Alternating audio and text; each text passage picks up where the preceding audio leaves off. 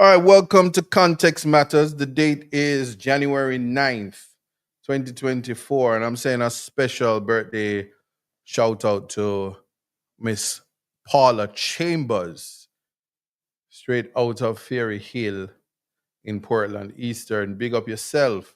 The loudest woman in Portland, if you know, you know. That's how I'm starting the show. Today we're going to talk about squatter settlement or squatters settlement and gang violence, the correlation, and I'm attaching it to causation. I think it's important that we have that conversation because currently in the space, there are some persons thinking that one, we should formalize the settlement, and there's a process of doing so. And on the other end of it, there is conversations as to whether or not you should dismantle it. So, the statement in relation to dismantling squatter settlements would seem to suggest I am submitting to the public to disenfranchise people. Always remember 96.1% of the Jamaican population is black. Add to that the population in terms of persons who form a part of the middle class and upper class is very low. So majority of Jamaicans are living in abject poverty and are finding ways to survive in a high crime society, finding ways to survive without being criminal at that. And so because the government of the day is in the business of turning ordinary citizens into criminals, we have to have this conversation. Anytime it rears or shows its ugly head, that is what we have to do immediately. Address the situation and see how best we can find solutions that's palatable. So I'm going to put my theory there, and when we do so, people are free to comment. People are free to have us. This is a serious discussion, and it is certainly a teachable moment that I'm hoping that persons will learn something from it.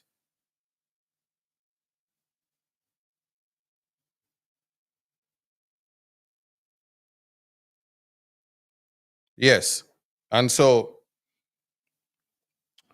currently, I am live, so those who decide to call me immediately when I start my show, I think that's inconsiderate.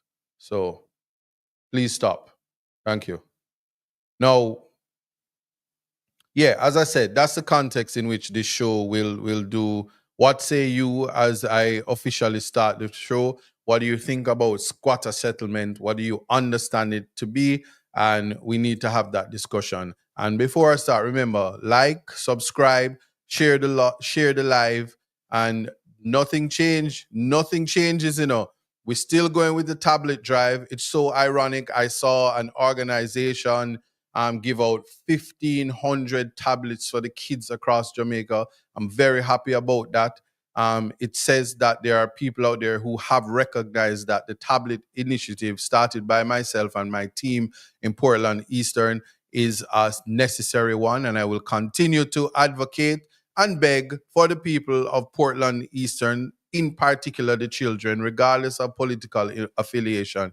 You cannot become something in life without having the tools to do so. And I am of the firm belief that learning in 2025, a tablet or electronic device is a necessity.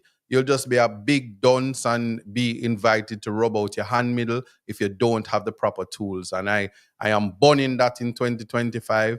I am ensuring that the children have the greatest opportunity. So join me with that, or do what you can. Tell somebody, direct them to me about the tablet drive. Geotech is the Jamaican company which have said that they are matching every tablet that is purchased. They will give one. This is an initiative that they have found, the founders, big up on yourself, necessary. And you have been supplying the tablets, and we so far have given out 200 tablets. There's a significant amount that is coming for distribution. Yes, the children of non-such, the children of Fairy Hill, the children in Mansion Hill, I have not forgotten you. You are at the top of the list.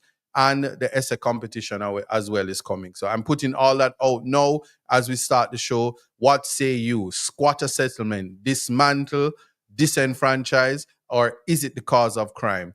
How can we have a mature discussion about this without breaching constitutional rights and without discrimination? It's a very sensitive topic, but we must have it. Stay tuned. It's all in life. Gotta keep your head up and keep it straight. No time for living a lie. Gotta keep it moving till you get it right. That's right. It's all in life.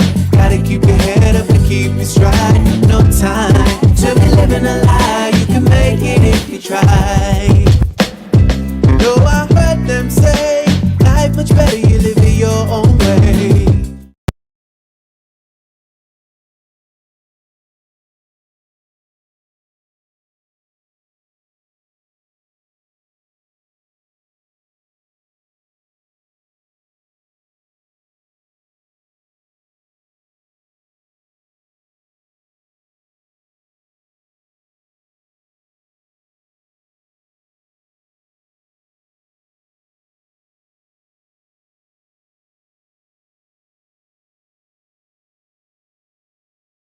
Oh, yes. So 2025, let me repeat that again.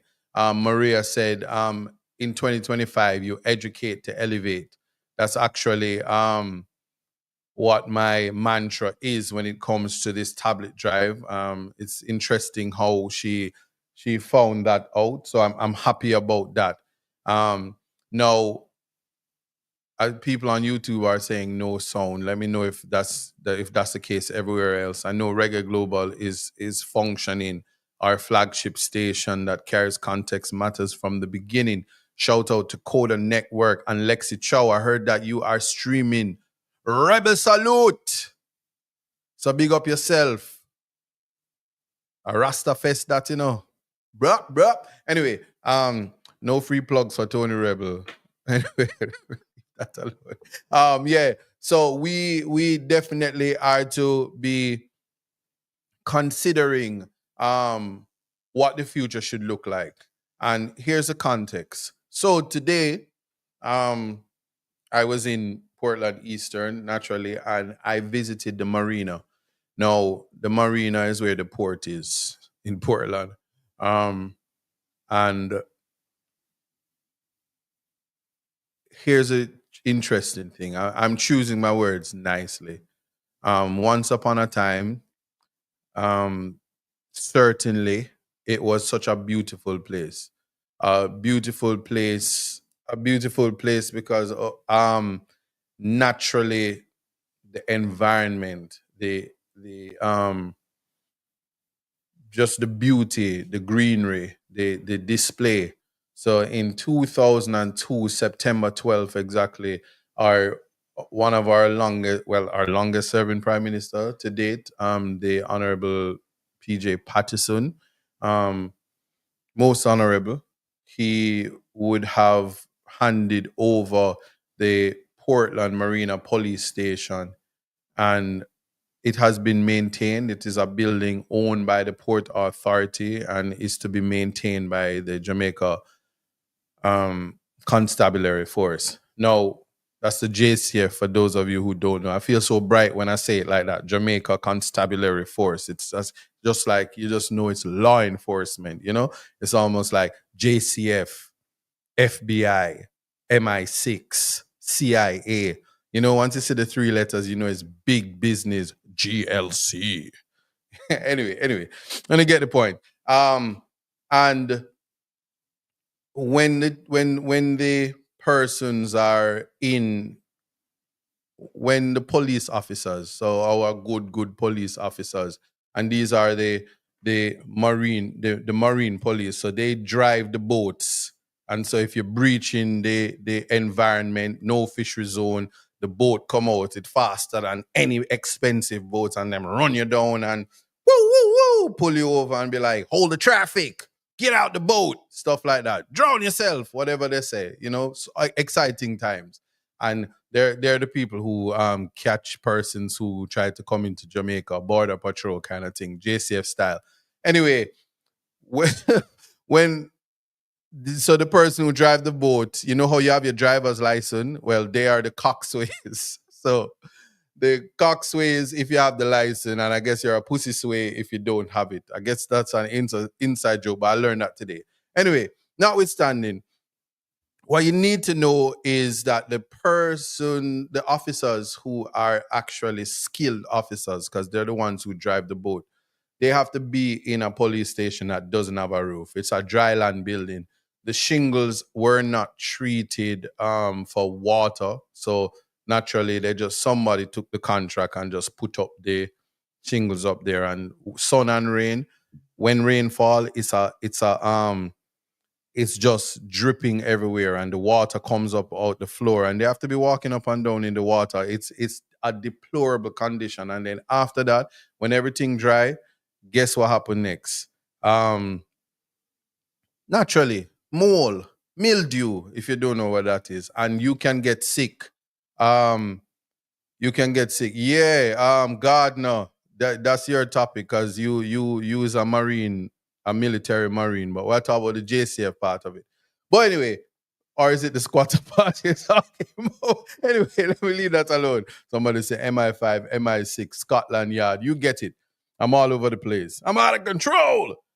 But yeah, they're living, they have to serve the public, protect and serve, even when rain or fall. They have to wear their raincoat inside, walk up and down in the water and just behave like rain not falling and nothing not happening is the most embarrassing, dilapidated state ever. And is an issue that I'm constrained to say that I have to address it. Because when asked why is the building like this, naturally the answer is, well, building has been neglected. They have asked about it for the last 5 years. They've been trying to certainly get the attention of the sitting MP, and to no avail. There has been a meeting about fixing it, but persons aren't moving with the sense of urgency required for what is needed. And so I'm calling on the officials, the persons with the government coffers, the Ministry of National Security, who naturally they have announced some extraordinary spending to fix up the police station and respect the officers who are there. It's bad enough you don't want to pay them properly. At least you can't make them breathing mole and have to catch water while fighting crime. Just understand this. And 5 years is significant because the sitting MP has been there for 5 years. And so it's a total rundown. So when you think about the Portland town, from the market, which they burn down and don't fix up back, to now the police station, they lock the park, so many things. People are being disenfranchised and it just simply has to stop. Then you wonder why. Then you hear conversations about persons squatting and they want to move them and bulldoze houses, and while they give away one house, they want to knock down people who try in their houses. And that's the context in which I'm talking about, because health is wealth. And if you're in an environment where it certainly will cause you to not be healthy, we are rejecting that. That's my position on that. What say you? So um, that was my quick little story about the realities of what happens. But I said to myself, why is it that something like that could happen? Well, representation matters. And obviously, representation matters because context matters. So it is in this context. But when you ask these questions in terms of what are the things that's to be allowed and what does neglect look like, well, I'm here to say this. In speaking to the police officers, and listening to the frustration, even so with the greatest of humility, what they have, how they have to work in inhumane conditions and deplorable conditions. Even after the Ministry of National Security is telling everybody how great they're doing in improving stations, and they build one and it's a big PR, but they neglect the rest. I said to myself, but your representative is supposed to ensure that at a minimum they speak out, speak up for you, to ensure these things don't happen. So we don't need in this conversation wait for the prime minister to step up to the plate and say, I'm declaring all police stations a state of emergency and I'm allocating $1 billion to fix it. No, we're cutting that out in 2025. We're not waiting to election to make empty promises, and so we need to speak up. But as I say, if you want to know what neglect look like, and if you want to know why representation matters, I'm going to give you just a small snapshot of why it is important to micromanage where necessary and speak up and advocate, because the government is serious business, and we certain things, even anything that represents you, this is the embarrassment. And I'll say this: the police officers of Portland, if they get a vehicle, they're happy for it. So sometimes they have to bite the bullet because they take long. They're not fixing the stations. They're not doing anything. Representation is absent when it comes to the things that really matter. It's called disenfranchisement, or AKA Baslan, whichever one you prefer. But just look at this, my people. And this is not school challenge quiz, but take a look at the monitor and tell us if you recognize something. You can type it in the comments. Yes, certainly. And if for those of you who miss it, you can go back and watch it. Am I seeing anybody noticing? But anyway, that is why representation matters. Yeah. So I am aware of Port Antonio. What I've never seen before is Antonio. But there are spaces where if you write your name on a bulla, if you can't spell it, you can't read it, you can't write it. But we are professionals, and we ought to be mindful of how we represent, especially an institution such as the JCF. So, in my mind, all that blame lies at the feet of your representative, and I will leave it at that. Those are my submissions on that point. Now, the issue at somebody said Spanish. Well, Maxine Edwards, Antonio is already Spanish, so it must be a different kind of Spanish. Somebody says, my question is, if someone fall at work and they have informed the manager and all, and then the question doesn't finish. Big up Verona Shields, who just joined the live. If none of you don't know, Miss Verona is an accomplished accountant, a certified one. So anybody need accounting services, please contact Miss Verona Shields, the best in the business. This segment is brought to you by. Anyway, so I want to start the conversation. Obviously, all the time when we're having these conversations, it's important to put things in context. It's important to define.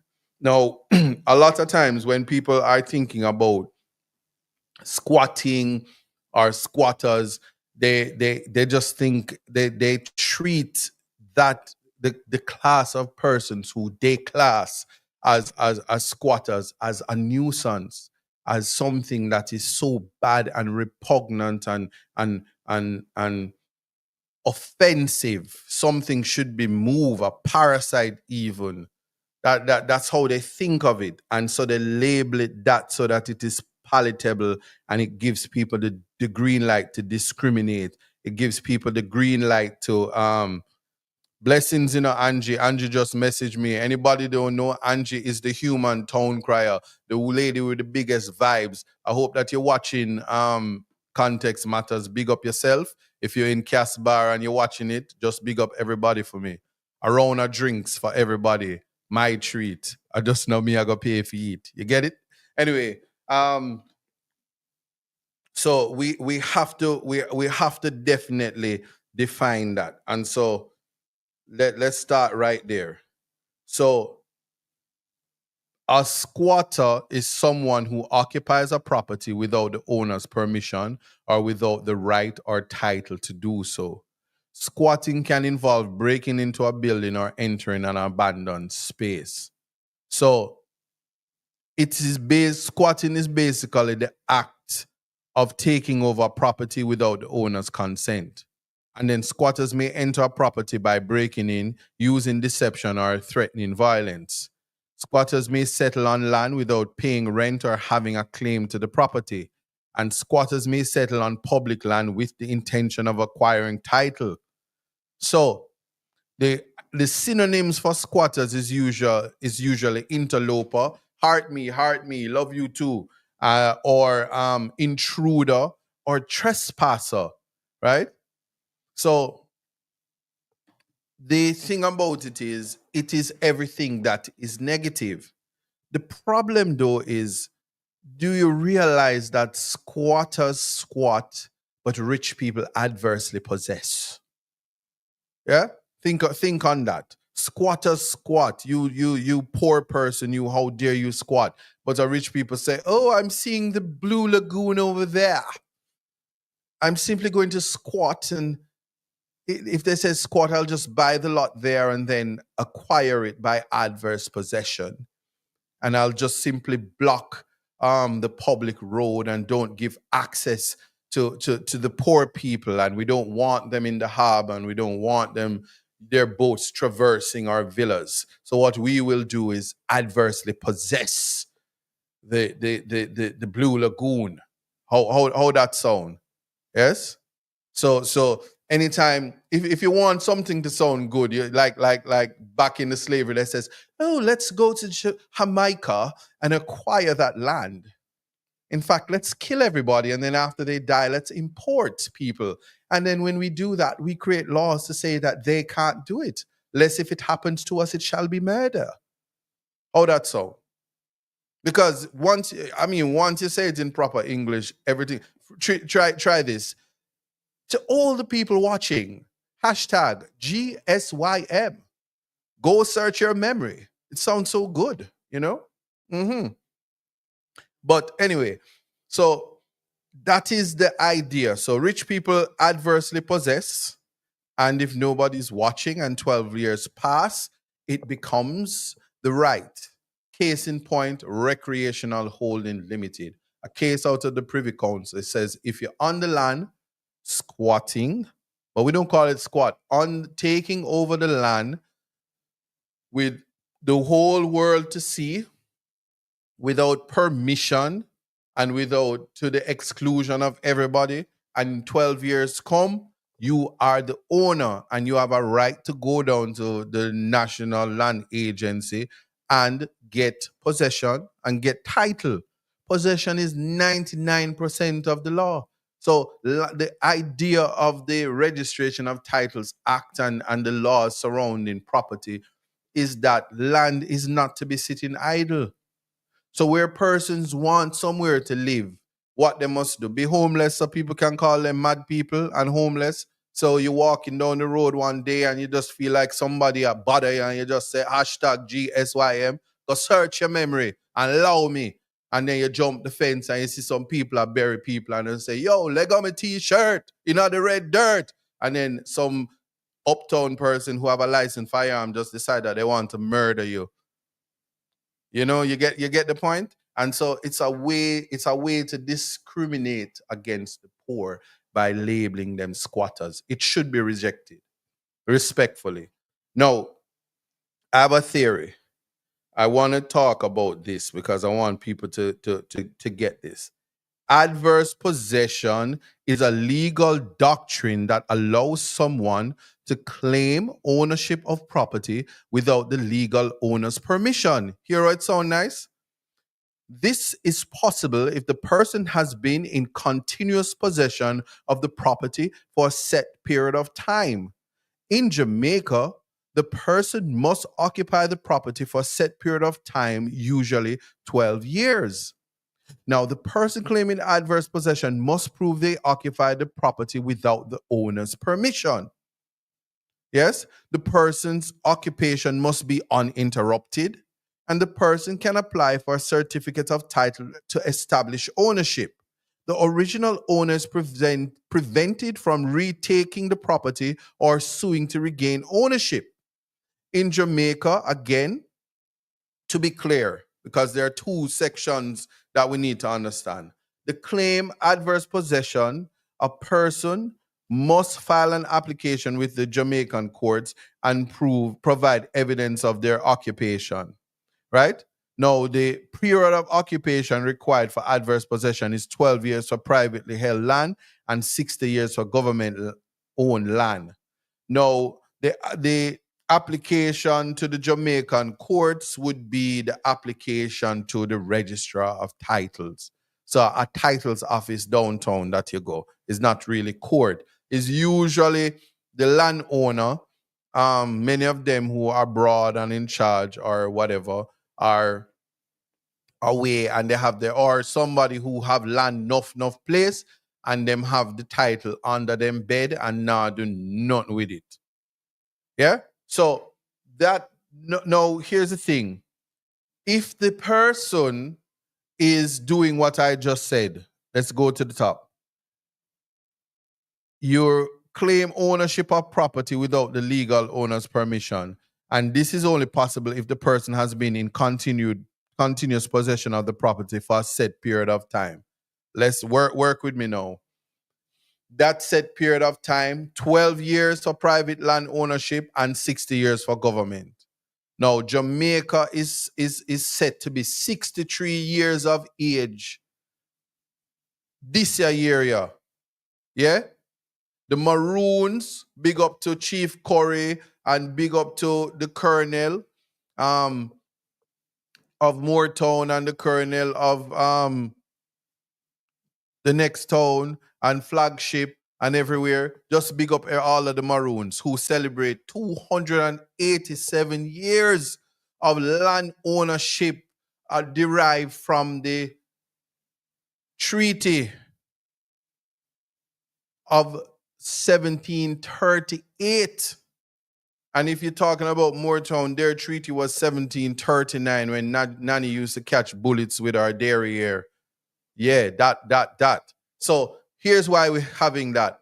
Because some big nose get up out of nowhere, don't know nothing, and decide, say, them now recognize land rights of people who have property, yeah, ownership of property and occupy the lands from 1738.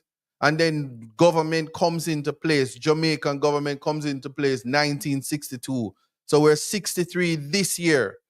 And 63, Jamaica, 63 this year. There are some settlements that, and squatters, as in people who went on land from before Jamaica became independent. Your muma, granny, muma, pupa, granny, pupa, all the way from Africa and all the way from wherever.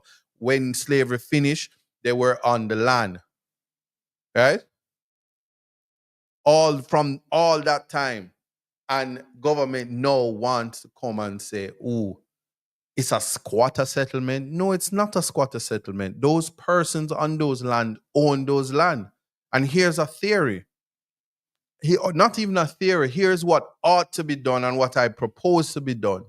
Persons who are sitting on land, if it is government land, 60 years or more, their families, because adverse possession can be jointly. Your granny, muma, granny, muma, pupa, cousin, auntie, uncle, everybody, friend, auntie, uncle, if they were on the land first and you take over and you're born and you grow, just understand and appreciate that 60 years would have been diminished and government cannot lay claim to that land. Similarly, 12 years. Now, diaspora, don't vex with me. If you're in England and you're living in London and you've been gone from Generation Rush, but your grandmama has a title and a property and they gave it to you and you didn't do anything with it, when it's time for you to retire and you return home, that land may not possibly be there because somebody adversely possessed it. Unfortunately, usually it's the rich people who understand that you're not there. They get a lawyer and they take it from you, but you lost it. Do you understand? So you might have that title under your mattress, your Sealy Posturepedic, but it has no value because possession is 99% of the law and somebody has used their rights from recreational holding. It's not me that's saying it. It's actually the Privy Council that made that ruling. So I'm sorry for you. And you know what I'm saying? If you're in New York and you've been there from the 1980s, you understand, from the shower posse time when the ganja was being all exported and your grandfather, he was sending back that dough and he bought all the land, but he's dead right now and they gave the land to you and you got that title, but you're living in New York, concrete jungle where dreams are made of, you know what I'm saying? All that thing. Let me tell you something. You lost it, yo. Cancel that. Cancel that. Take that. Take that. Yeah, yeah.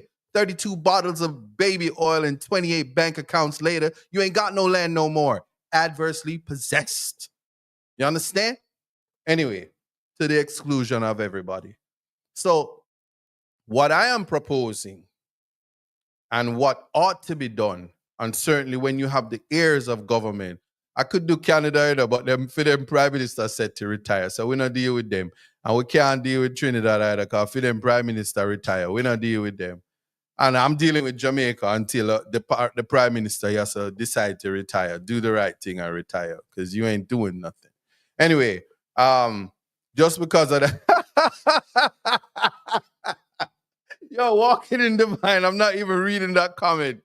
Yo, the comment section is lit today. Anyway, I want you guys to appreciate this. So adverse possession is really the tool. It's a legal art. It's a legal term. It's legal.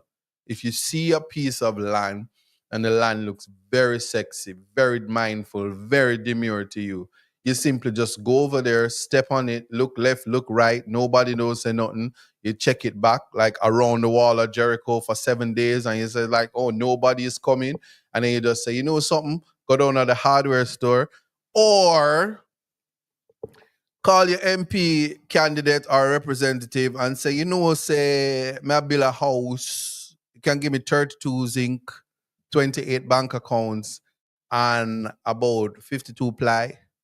And can I get 10 tons of sand? And on top of that, just give me the brick and the mortar and make me just build up something. Yeah? And then when the MP give it to you, because it's an election year, you just build up everything and then you get somebody to put up a wall. Usually because it's an election year, parish council, some of them which are being raided currently, they're not going to say nothing because right now, Mocha, dep on them case. So you just build up and do what you do. Nobody now look, nobody now see you. Yeah? And then after that, you're there. And because the person who probably own the land is in London and are not coming back because HPMV1 SARS/Corona, whatever they do in China and whatever they're eating down there is going to come and the place going to be locked down and it's going to be locked down for about 4 years and then whatever. And then them come 12 years gone and you own the property. So here's what I propose. This is in a free and democratic society. So I'm not telling you anything wrong. Don't forget to say this is not legal advice. Guess what? If you ain't paying me, it ain't legal advice. I can tell you that right now. But you're right. Justice Joan. This is a context matter. It is not legal advice that you should take, but should you take it, call me and pay me. Thank you. Anyway, so what is important is that recreational holdings is the case from the Privy Council that actually makes it clear that once the 12 years has told, 1159 at 11 years and whatever, you wake up in the morning, you are a landowner, you can make adverse possession and they cannot stop you. After the 12 years has passed, even if the title owner comes back and tries to get you off of it and go to the court, you are going to win. And once you can prove it through you and your neighbors and you build the structure and uninterrupted, the person has lost out. Right? Somebody said, me have to make a trip down to Jamaica, go make sure nobody know dep on Milan. Let me know where you land there so I can adversely possess it as an uptown rich person. I'll just check on the land. Is it a beachfront property? Can you give me the address so that I can go fence it and take it? I'm going to ask Christ, nobody can do me nothing. That's the law of adverse possession. No matter how people feel about it, it is a legal right. And it's a legal right that cannot be changed. Appreciate me, no? Appreciate what I'm saying. It's a common law mechanism that many persons would wish they could get away. They could do away with. So here's the thing now. If you are from Tivoli, anybody know where Tivoli is? Or some of those other places? Somebody said, I said, go to Clarendon Bush, go live. What is that? What is Clarendon Bush? Is Clarendon in Jamaica? Is Clarendon Bush related to George Bush? Or if you're in garrison areas, right? Somebody said Tivoli is downtown. Tivoli, yes. Somebody said they went to Tivoli school. Right. So Tivoli is one of the squatter settlements that became garrisons, and there are several garrisons across Jamaica. I only use Tivoli because Tivoli is one that highlighted the use of states of emergencies when at least 78 persons were murdered in there and around 2010. The Tivoli excursion, and there was a big law firm, Mannert, Phelps and Phipps, and there was a huge popular People's National Party member who was once the Attorney General, who way before Beyonce halftime show and before her Cowboy Carter, he was the cowboy, and he says, "Pack your things and go." And he said that one time, and then the Prime Minister had to pack his things and go. And yeah, that was back in the day. Yeah, and he was a sheriff. Yeah. So anyway, you get it. I know the sheriff daughter is the MP candidate for Uptown Jamaica. And she go win, She gonna see there's somebody knew it was KD Knight. So Stacey Knight is the MP candidate for Upper St. Andrew, and she's doing her thing, and because she's beautiful, she's gonna win. She's gonna win. And you know why? Because if you go to Chinese store, you, you just order roast duck. So so Sharon gets smarty where I'm with duck. And if you don't know, then you get anyway. Let me leave that alone. Somebody said I ram too much.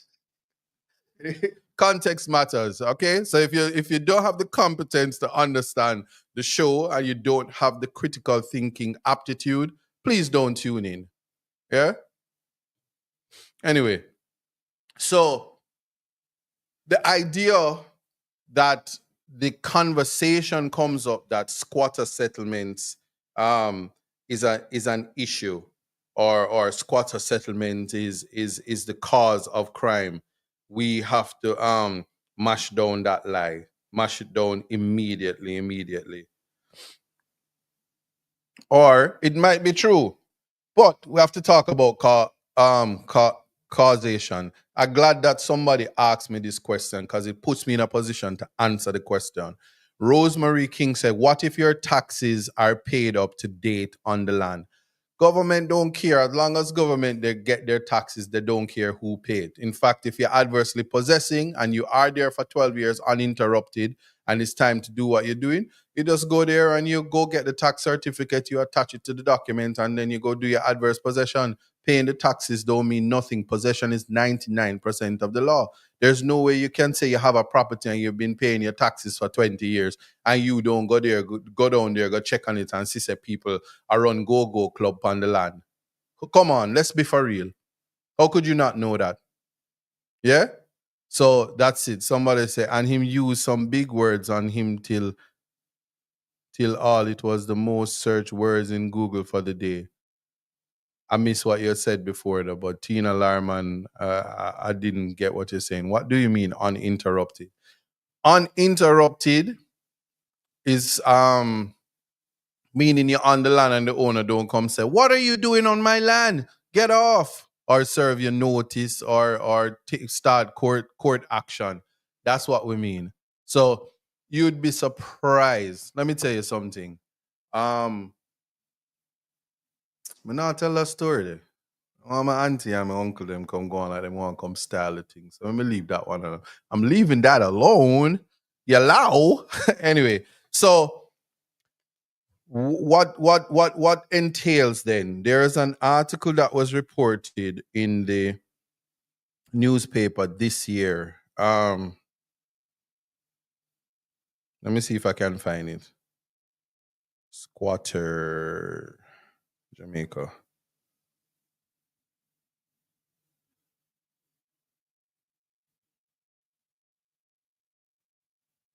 Let me see if it's gonna come up. Um,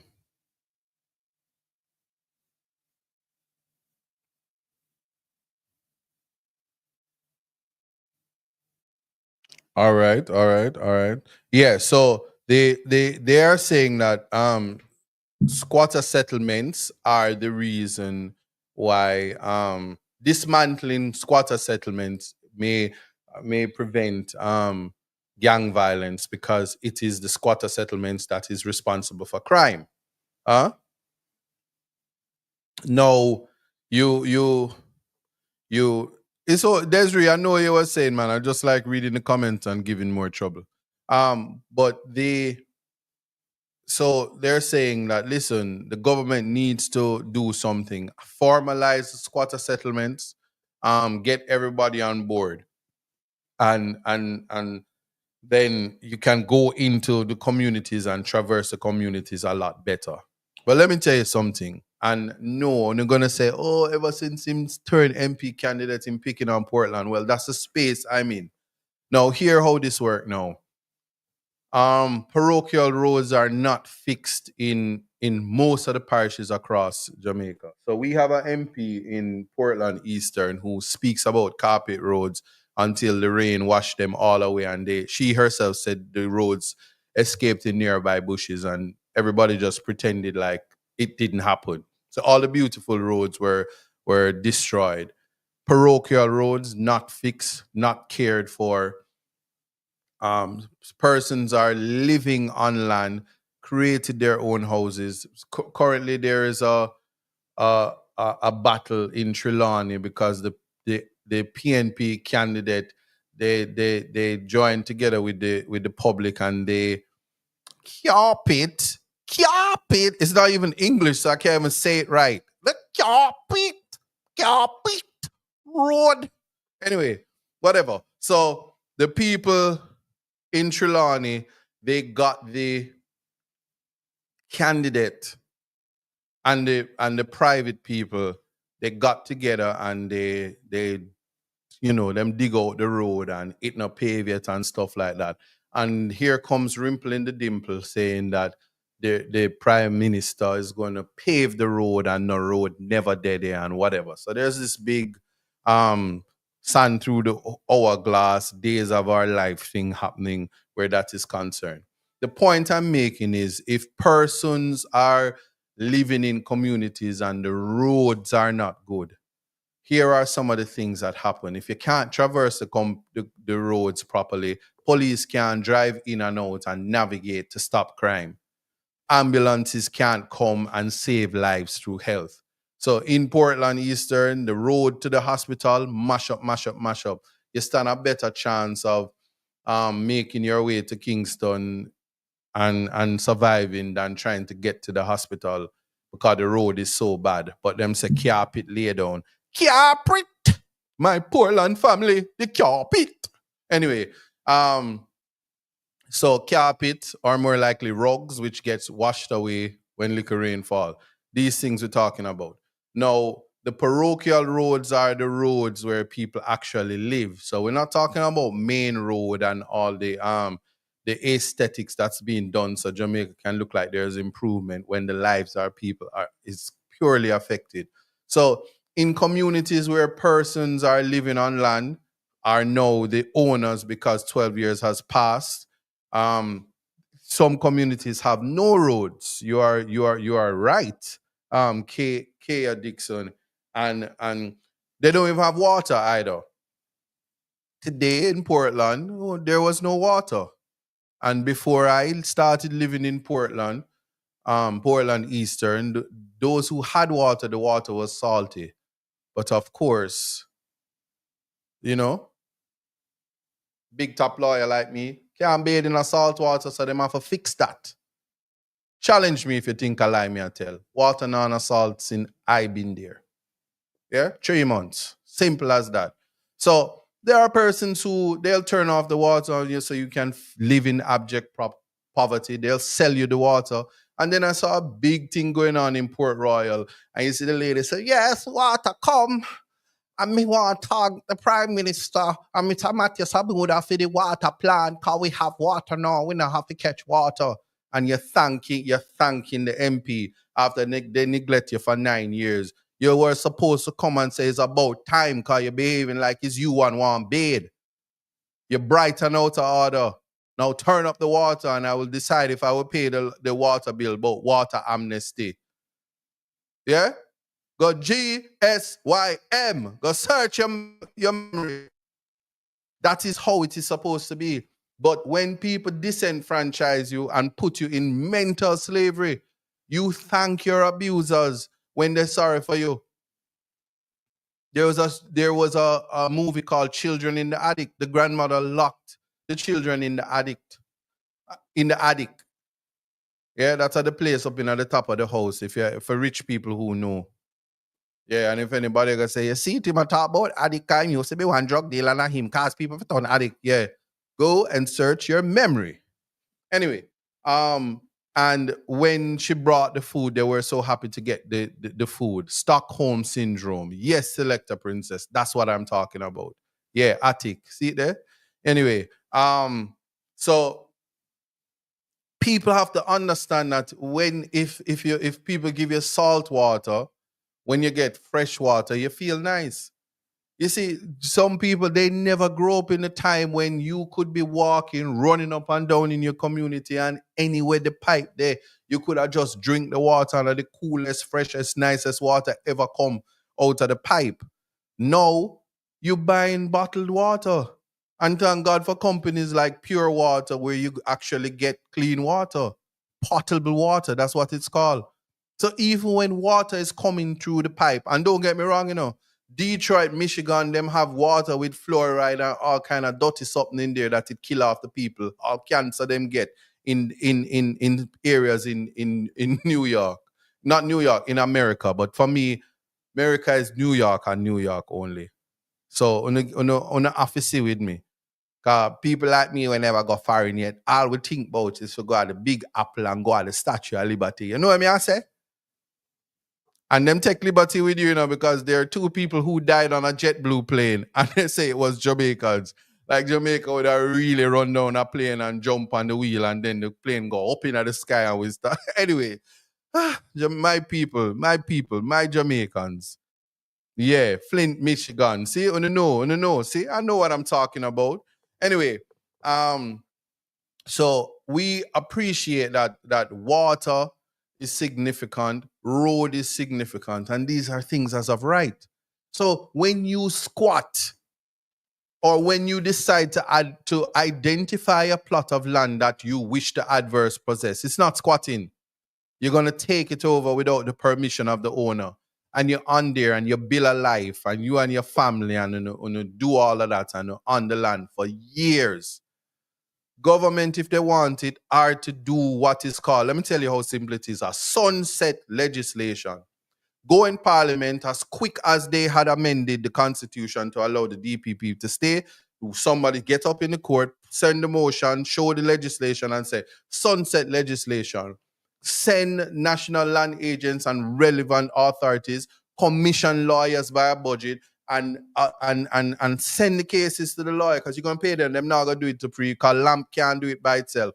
And everybody in these settlements who are on these settlements, whether it be government land, private land, once they can prove that they've been on the land, and it's obvious if you're there in a one garrison, nobody now claim them land there. Yeah, because of them say it, not me, say it's only bad people living in a garrison.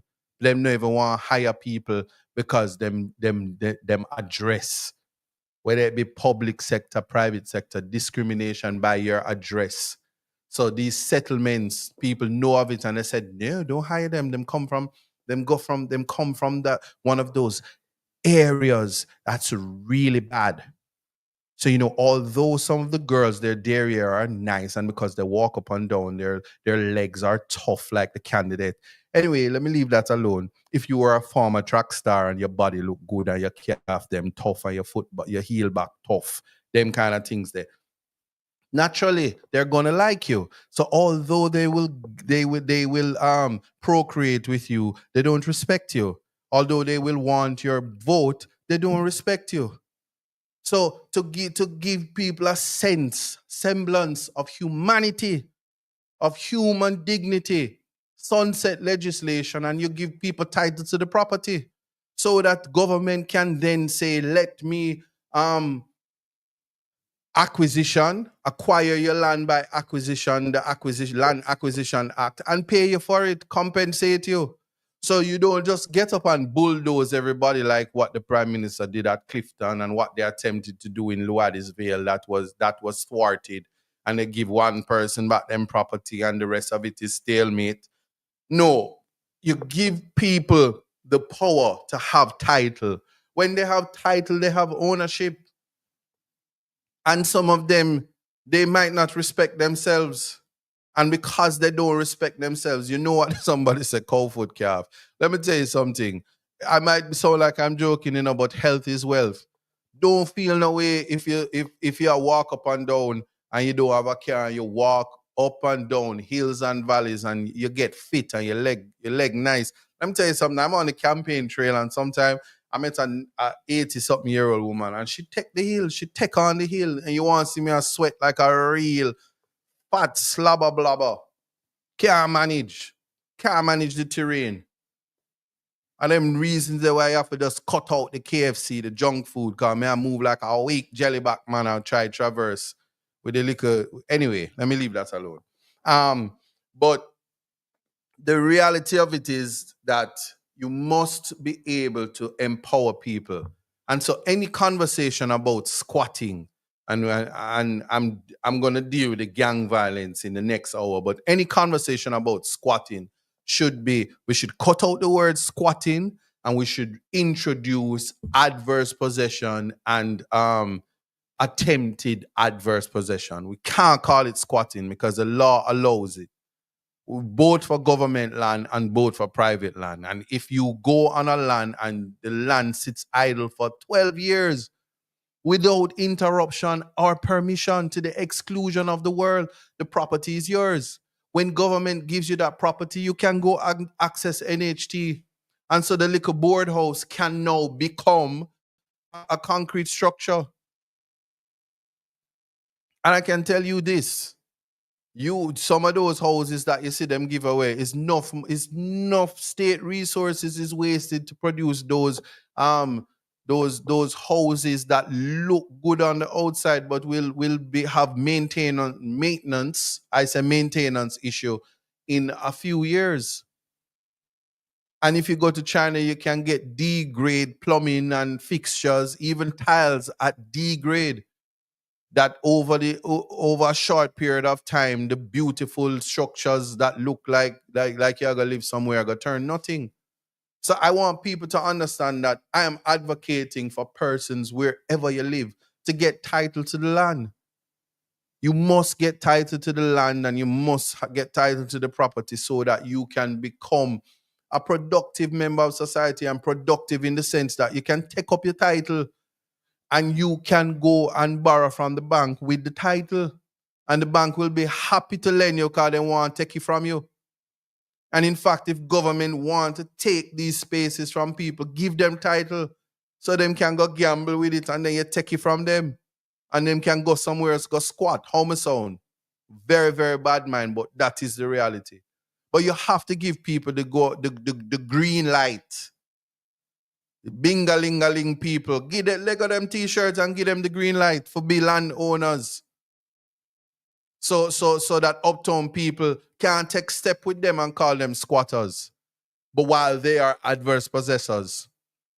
And so for the people in Portland Eastern, in Prospect, who have adversely possessed the place down at the in front of the ocean, by and I call it the fishing village. Government is to give you the land and give you the title, so and buy the property from you, because you've invested a lot of time there. Your parents, your granny, mama. So they're not supposed to come and try sneak lease to you and get you to sign and trick you like they did with the persons who occupied Blue Lagoon. Trick you and tell you that they're going to rebuild huts and places and then remove you. And now that space is now called Sandals Blue Lagoon. These are these you see how these things are, and people can't do anything about it, or think they can't do anything about it because they don't have the necessary know-how and sometimes the resources. Well, I'm advocated, and I certainly, when I do, and oftentimes do, get the ear of the the leader of opposition, who is a competent attorney,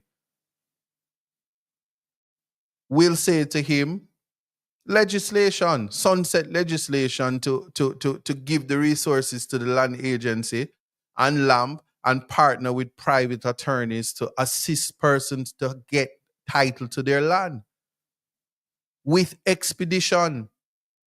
You see, a lot of times we don't connect things in, and I'm going to talk about causation as well, because guess what? If it is that you have title to land, see, we forget, we just take our national heroes at face value. But Nani ensured that by the treaty 1738, and Kojo, big up again to the Maroons and big up to Chief Curry and Anu for advocating endlessly, yeah, for the people for their land rights. That was title to land, recognition of land ownership by the crown. And when you start to think of the fact, let's talk about Paul Bogues. If you ever wondered why Nani was a national hero, she got land for her people. If you wondered why in America the Indian reservations and the casino people, that's what I call them, why they are rich, because they have land ownership. And sometimes the land have oil and the land have resources, just like the land can be farmland. The land comes with bauxite, places like that. All of these things. And yeah, like up the live now, share it, like it up. Reggae Global Radio people do all of that. I don't see one person tell me them hit the GoFundMe and ensure that a child gets a tablet for all the chatting that I'm chatting. Come on, man, show the love, show the love. Yeah, but anyway, the Paul Bogle and George William Gordon. George William Gordon, let me tell you why I talk about him. A white man, a mulatto if you want to call it. The more things change, the more they remain the same, because I'm seeing how people are attempting to persecute our leader of opposition for being white. But he's the one that has the most empathy and compassion for his fellow Jamaicans. The irony, because the other side care very little about poor people, that is unchallenged. It is by admission that they're saying, no, we're going to get to you and give you some goodies because we need your vote now. These are the realities. Well, George William Gordon back then, his father had land and he took the land and cut it up and gave it to black people so that they could get on the voters list. Because before now, for those people who say, oh, me nah vote, because nothing now go change. Once upon a time, you wish you could have voted because you didn't need to have your name on title. You needed to have a piece of land to vote. And people who died for you, George William Gordon and Paul Bogle, died for you so you could vote. You come in and bright yourself about you now vote because nothing now change. And you let people disenfranchise you and reduce you to beggars, and you're begging for feeding and the basic necessity to enjoy the vicissitudes of life. And you cannot transcend Maslow's first level of hierarchy, food, clothes, and shelter, because it is your representatives who impoverish, who leave you in abject poverty and with no vision to make you and your family experience human dignity. I will talk, because I'm a human rights attorney first before anything else. And it is unacceptable. And so the right to land is just as powerful as the right to vote. And if you neglect it and allow somebody to adverse possess it, that is what will face.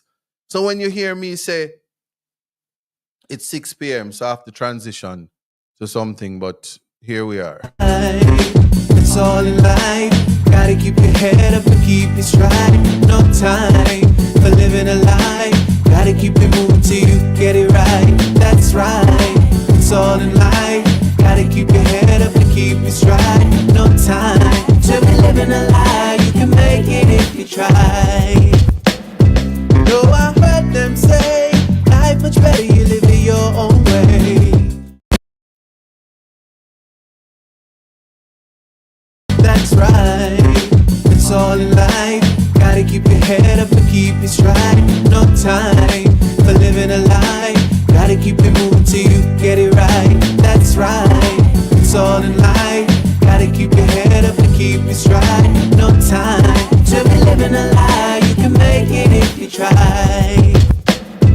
No, I heard them say life much better you live it your own way.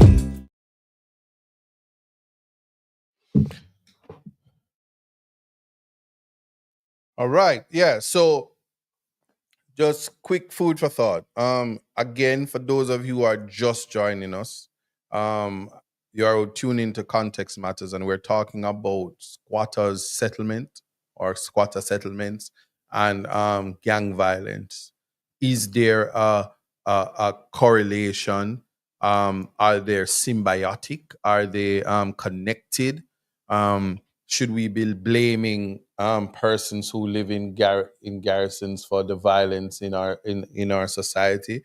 Should we dismantle settlements and dispossess people of the land that they're on and the houses that they've built and tell them go somewhere else? You vagabonds, you squatters, you land thieves, whatever you want to call them, talk down to them and discriminate against them? Should we continue to allow government to attack and mistreat poor people who are trying to strive in a high crime society?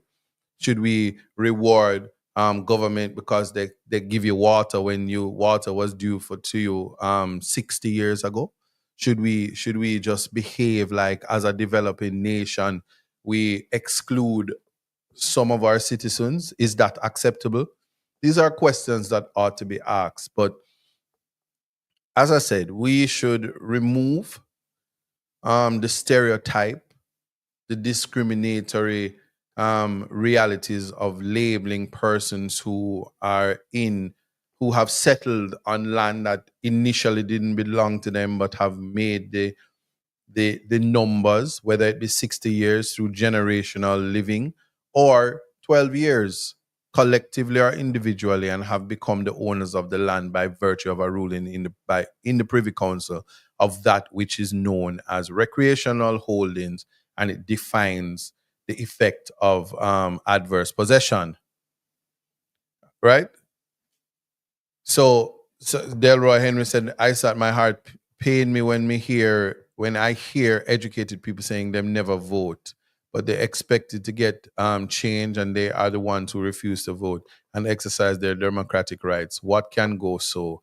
That is true, but I always tell people that it is important to exercise your right to vote, and saying that without saying, regardless, you vote for your interests, you vote, if you want to say it's party loyalty, whatever it is, just participate in the voting process. And not just for so, because it's right to say what can go so when you don't participate, but we are at an impasse in Jamaica. We are at a crossroads. Um, if you if you're not hearing me, it's possibly not because of me, because I'm seeing my volume is correct. I'm not muted, and other persons are hearing me. So check your device. No, yeah. So while we're having the conversation, we look for spaces to blame people. And so I've seen political commentators who form a part of the elite class, that pretty much says, um, we should just get on with it, breach the constitution if we have to, lock up people in communities that we feel are the violence contributors, identify them and detain them indefinitely, and just mistreat people and ignore the constitution. And the impasse, as I said, the crossroads is that we are at the point where constitutional changes are being made, and the beginning of the changes, meaning we become a republic and then we decide what we think right should look like and what power state actors should have. Well, it has been proven, if not, let me tell you where the proof is. The people who run the country, who are the politicians, they make the law. Their prime minister, Andrew Holness, was a great advocate for the Integrity Commission at the time when he had integrity. When the very legislation he had advocated for and it was passed began to affect him, he got his lawyers to challenge it. The trial is now set for sometime in October, post election, and he is making every effort to strip the powers of the Integrity Commission and simply just dismantle something that is to regulate him. I'm of the view that that is evidence that when we become a republic and you give government too much power, they can eventually turn this place into an authoritarian state. They can continue to disenfranchise people because that's too much power for the elite class to have. Representative politics should be clearly defined so people understand that if you go into a politics, uh, you are a servant and you're not the owner. Paul James said, "Why I so lie?" Paul, if you even did have enough money for me to take it to court for trying to defame me by calling me a liar, I would take that approach. But you cannot sue men of straw. And so rather than suing, what I need to do is ensure that I block you. This is 2025. There's no room for that. And if I'm wrong, if I'm wrong, someone will say so. So let me try this. Paul James, don't come over here again. I said what I said. So anyway, yeah, and for anybody, if you don't like what I am saying, lift up off of the ends. Okay? Anybody that don't like what I have to say, go to another network, contact your local media, and put out a press release and push your agendas if you have one. You know, if Paul is no longer with us. R.I.P. Paul. Herein lies Paul, who is no longer with us. Amen. Moving on. Now, so that is the important thing. So we cannot allow our servants to disenfranchise us. We cannot allow our representatives to take advantage of us. And we can't allow our representatives to label us as squatters and use state power to bulldoze our homes and mistreat us. We cannot allow that. And I say us because if you're a citizen of this country, we cannot allow state actors to abuse um, other citizens, because if it can happen to them, then it can happen to you, and that is a reality. So as a human rights attorney, what I do is advocate for anybody, any class of person who is being disenfranchised, because if you allow it to slide in one sector, it will come to your door. And I've many a times I have seen rich people curse me in the spaces, or persons of a particular class curse me in the spaces for being a gadfly until their child is put in handcuffs. And they come to me and they said, "We want somebody who the system not like to fight for my son." And because they can afford it, um, they said, "Oh, I really don't like you, but I'll pay you." And when you're a little poor you like me, you just say, "All right," and take your money and help them little rich self. I saw it go. But anyway, that's the point I'm trying to make. And so we cannot allow the stereotypes. In 2025, we can't allow people who are homeless to be labeled as mad, because it simply means that the ones who are homeless, they call them mad. And the ones who are homeless but find land and have the ambition to build up a little spot for themselves and start their lives, they call them squatter. So they can remove them so they can be homeless, so we can call them mad. I just don't think gonna do it. And then they turn around and they shoot you and kill you and they said, oh, them did mad and we did have to defend ourselves against the mad people. And so we can't allow people, we can't go into spaces and allow them to class us, call you dirty ras, call you all kinds of names, and then feel like it's okay to do so. Especially when anytime they come on my platform and call me a dirty rasta, I remember the Coral Gardens massacre commissioned by Bustamante. Yeah. And when people even this, it's I go into the political arena, and what started as a joke with Sir P and Ice Pratt, you see people, the labor rights are being disrespectful, but them poor, so you can't even do it. Because none of the people who have money, none of the representatives don't take it on. But the people who you can't sue try to style you. But Jamaica is listed as one of the most dangerous places for people like that. So when they style you like that, they're trying to put you in the lowest of the low. And even when you get your expungement, they go and they class you because they don't believe in rehabilitation. So just like so they call somebody squatter, they call somebody, it's just like being in America and they call you the N-word.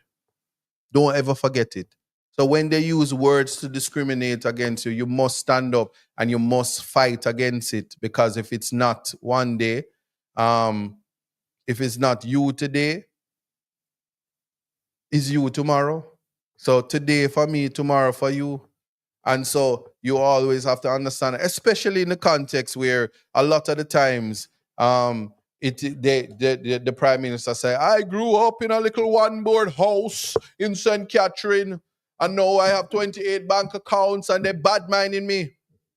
So it says to me that they don't have a problem bulldozing, because I guess at some point they were fighting for house spots, so they would burn down their neighbors' homes so they could get the land spot. I don't know. But you can't know the struggle and know the pain and then be the authors of disenfranchisement. And that is what this conversation is about. Because there's an agenda. If the government wants to improve the to Jamaica, and improving Jamaica could entail um making all the buildings in Jamaica, in Kingston, high rise, and making all cities or townships modernized by big buildings, high buildings, and big buildings. And to do so, it would require you to remove. It would require you to remove people from living in areas. So you start the narrative and call them squatters. Q Q Q Clutch I say he used to live beside me. As in me, I used to live in the ghetto with you, or you're talking about the prime minister? Which one of us used to live in the ghetto beside you? Just checking. All right, yeah. Um, so we have to look at that situation. And we have to make a stand that we're not allowing persons to class us, disenfranchise us. Um, when they want the buildings and they want everything to be high rise and things, what they get up and do is say, well, the people in this area is squatting and we have to move them. I recall, that when they were talking about building the parliament building, they were talking about removing Fletcher's land, and I don't know if it's Jonestown, but all that area in central Kingston, they wanted to remove the people there so they can turn that into a more metropolis, a more city life. And to do that, you have to move the ghetto people them where squat. Almond town. We have to take the almonds out of the towns. And to do that, you must either murder all the man them or lock up all man. Because if you lock up all the men, you reduce procreation. And then over time, there won't be nobody living there, and those places will be abandoned. And who you don't like, you burn them out. And that's how you see it. When they want, if they want, long they want the building, Pernell Charles Arcade, they just burn it down. If they want the markets in the township, they burn it down so they can take the land. These are the things that happen allegedly. So let me put that and say that. And then when they do that, so the minute you're somewhere and you're doing your thing and you start here the attack on squatting, just know that they want the land and they want to disenfranchise you. Because the conversations, especially when a government is charged and taxed to provide housing solutions that make sense. Yeah? It's a simple thing, So if you squat somewhere, if we want to use them pejoratory term, if you squat somewhere and they want to improve the community, they must come to you and say, listen, your house too much in the way and we want to put a road here. Here is the brick and the thing, move the house back. Or send the people and make them build up the place for you, move it back, give you the title, and take what they need for make proper roads. Or they go into an area and it's government land and they say people squatting. They say, listen, if you're going to build your house, this is how you must build it. So when we get to you and we're giving you title, you do this or you do that. But housing solutions, the people who make the effort to find somewhere to live when government not doing it because NHT is not doing what it's supposed to do and can't. Because the people don't have title to the land and it's a requirement for NHT to disperse the funds. So if it is that the government is not prepared to assist the citizens in that way, people should shut up about squatters and housing settlement. Now let's talk about the powers of the police. Because we can't just get up every day and identify people and say they're in gangs. We can't get up and English law is the law of the land in every country. I don't care what nobody say. Well, French law is civil law and those things. But generally, English law is the foundation from the Magna Carta and the jury system and all of that. And the criminal justice system is embedded, and the foundation of the criminal justice system is the English law. Many of its tenets comes from the Bible in terms of how they deal with it. The jury is a jury, say, give us Jesus, give us Barabbas and hang up Jesus and give him the death penalty for whatever crime. So jury system and the law has been around. And so once we understand that, here's what we have to think about.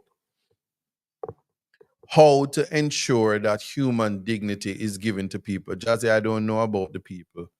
But NHT is proving government with substantial funds, providing of their budget. Why? That's another thing. Probably soon, when Mark Golding win and he goes on access, you probably hear all of the money gone and this and this and this.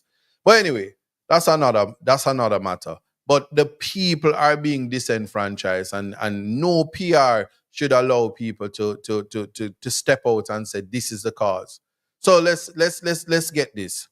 Did you know that majority of the people who live in ghetto, in squatter settlements, are not criminals?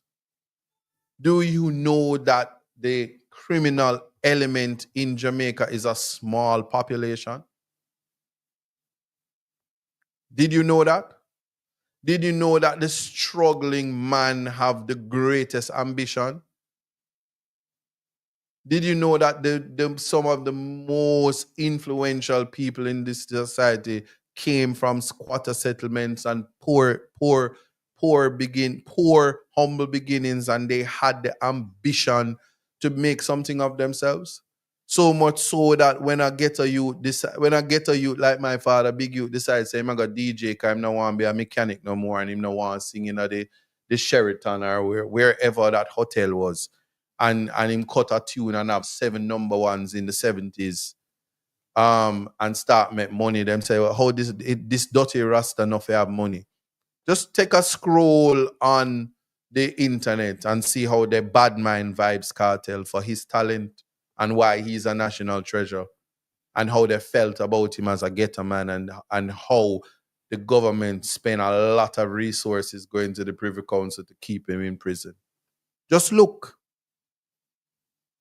at how Spice and Beanie Man and Bounty Killer and others, how their contribution to music. Look at the humble beginnings of Bob Marley. Look at Miss Lou. Look at every single person who is successful in this country and famous at that. And look at their beginnings. So it's not everybody. It's not everybody. It's thief and wicked. It's not everybody. And so when you put things in context, yes, because majority of the population is poor, sad to say, then statistics will come out and say that a majority of the crime being committed is coming from those places, because those places are heavily monitored by the same members who serve in the JCF and the JDF come from those communities, to the point that they have to prove above and beyond that, notwithstanding coming from the communities, they want to be better and they want to protect and serve, and are forced to deal with their brothers and sisters in the most dehumanizing and deplorable way. I saw a video with the Indian man on TikTok saying him is a bad man. And the police put him to sit down and say, yes, I'm a pee hole and I'm everything, and emasculate him without one iota of evidence whether this man was really a gunman. Because if a gunman was really a gunman, he wouldn't be on the internet saying he's a gunman. Unless him really like movies like Chuck Norris and Bruce Willis and Clint Eastwood and Van Damme and Steven Seagal, all the real bad man them that is on TV. And if I fail to call any bad man who obviously is white and everybody loves, or if you're Beyonce, you can go in a halftime show and put up the gun sign and you're not be banned, yeah, that's the type of badness we're talking about.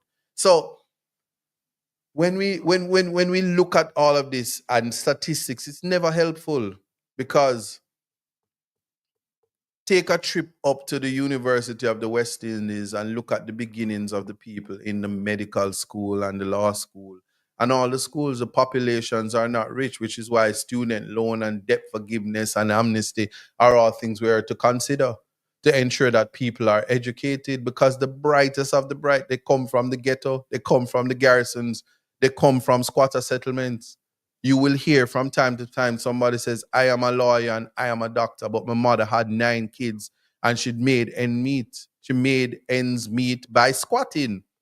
She made ends meet by living in a settlement where she never had to pay light and never had to pay water. But fret not thyself, because JPS put it on my bill anyway.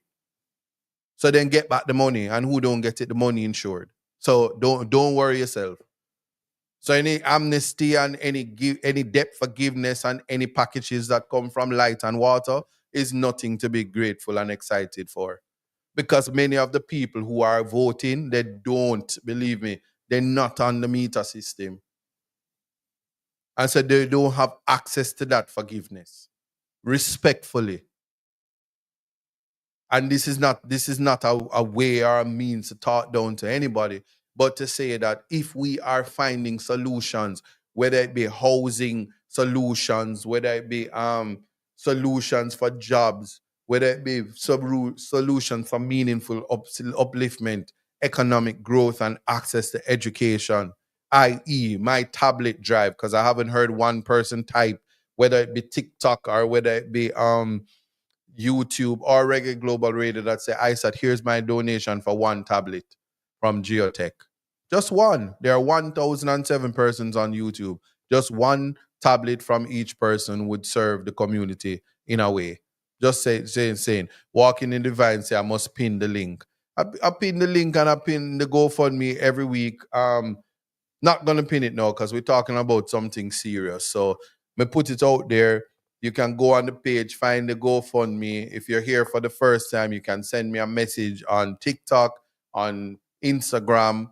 Um, Contact Ishmael. Ishmael is usually on the live with me. He's really responsible for navigating. And again, shout out to Geotech for even calling me to tell me how many tablets I'm to pick up this week for distribution. And as I say, I'm gonna make it accumulate because apparently when you do these things, you must wait till it get to enough so you can do a media report to say, hey, I'm issuing 1,500 tablets to serve whatever community, and then everybody say, oh, it's a good thing. But me, they are beg, so this is ongoing, so everybody do understand and appreciate what we're doing.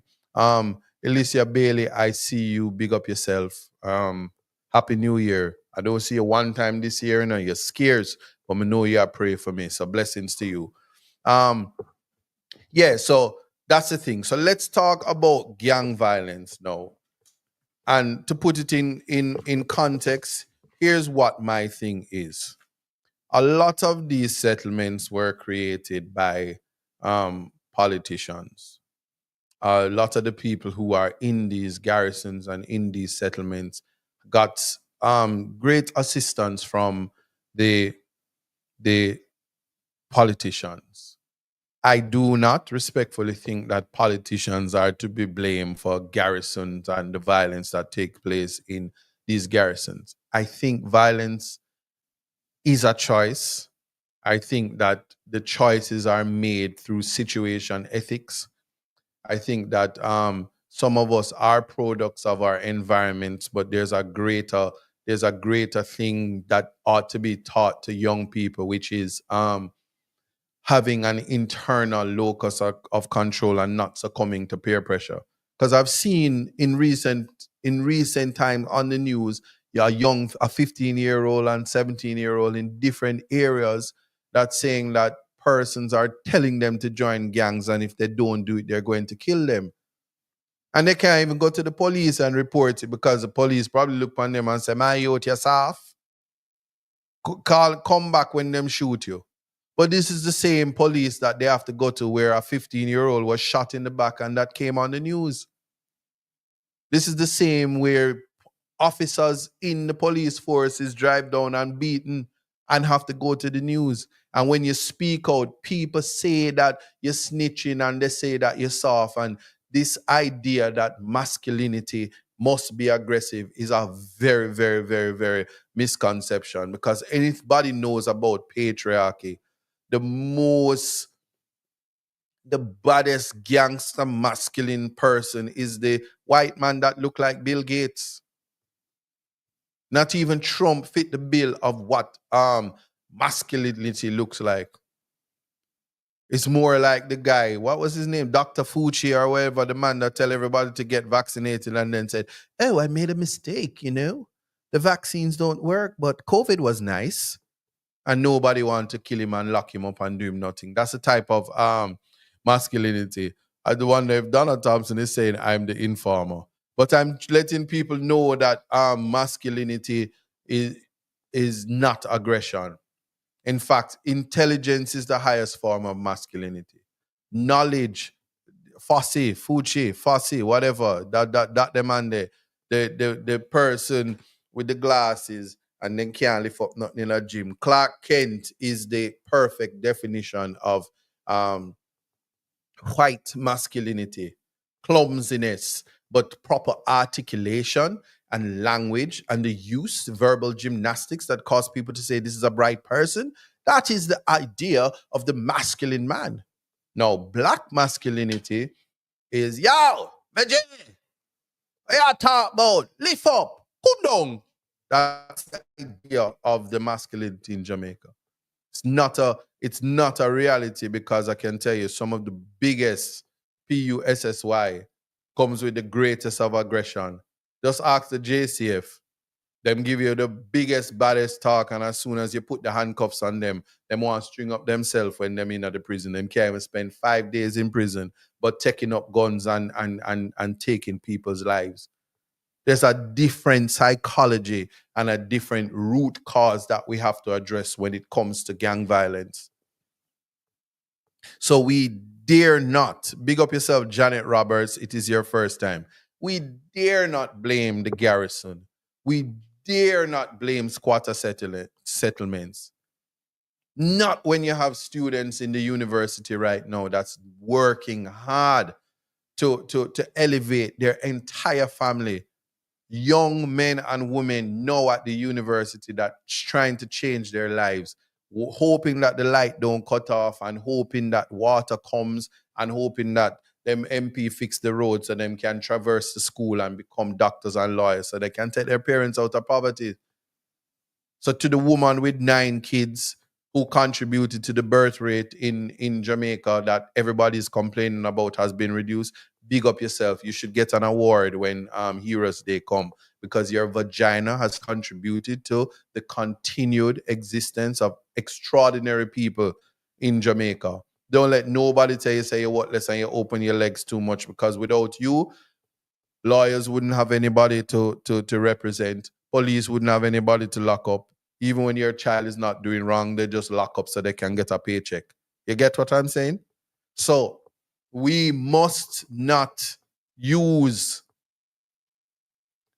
excuses to label people, especially, like I say, the Christian society. Majority of the churches are filled with people who give tithes greater than they earn and praise God and know that their riches will come in heaven. Matriarchs of the community are churchgoers and pastors and bishops and elders are from squatter communities that are looking for a better life. So when we just label and blame, we're wrong.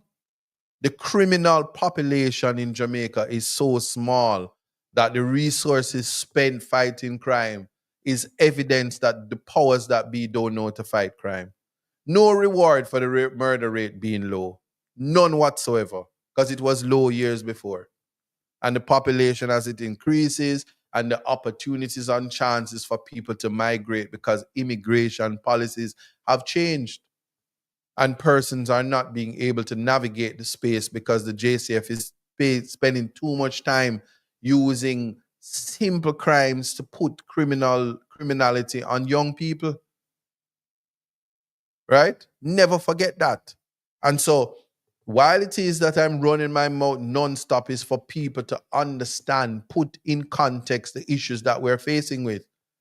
And nobody from uptown and nobody that does not have the ghetto experience have no authority to talk down to the rest of us and use nothing that they learn in theory to characterize. No statistics can make up for the realities.